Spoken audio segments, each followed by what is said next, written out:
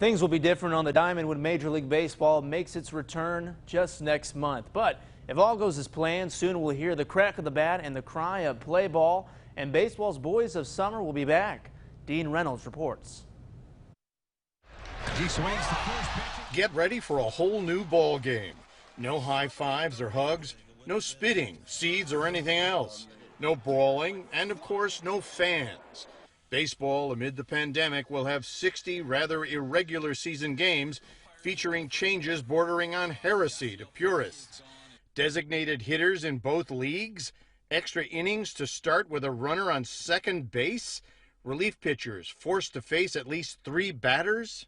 How do you think these changes in Major League Baseball are going to go down with the fans? That's more of the $64 million question. Alan Sanderson is a sports economist at the University of Chicago. I think it'll be a little bit of, sort of throwing it up against the wall and see what sticks. As a sign of the times, pitchers can still be sent to the showers, but they're discouraged from actually showering. All players will be tested every other day, and positives will be consigned to a special COVID list until they test negative twice. The high-priced athletes will make just 37% of their salaries, and 10 teams will make the playoffs if enough of their rosters stay healthy. Well, 1 week from today, both of Chicago's Major League Baseball teams are scheduled to host their first workouts. Members of the Cubs and the White Sox see the MLB's return as a big opportunity to grow the game and give fans some much-needed distractions.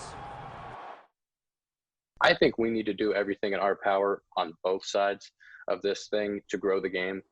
I think that it's essential for us in the coming years to keep bringing young fans in. We really view this as an opportunity to provide a nice, not only growth and opportunity for White Sox fans, but a benefit for those of us who have been missing baseball.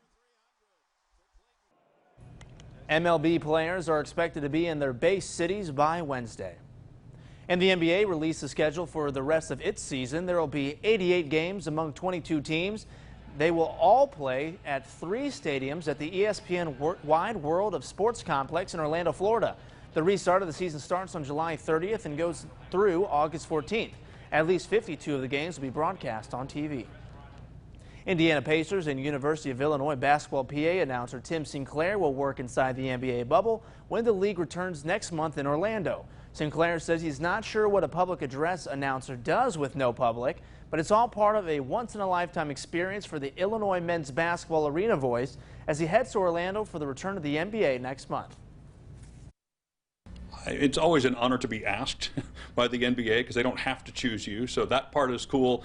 And being that this has never happened before, I'm really looking forward to being a part of, I hate to use the word unprecedented, but an unprecedented event that the NBA is putting on. However, I don't know what I'm doing exactly. There is no public to technically address, so it'll just be interesting to see how announcing to an empty arena really looks and feels.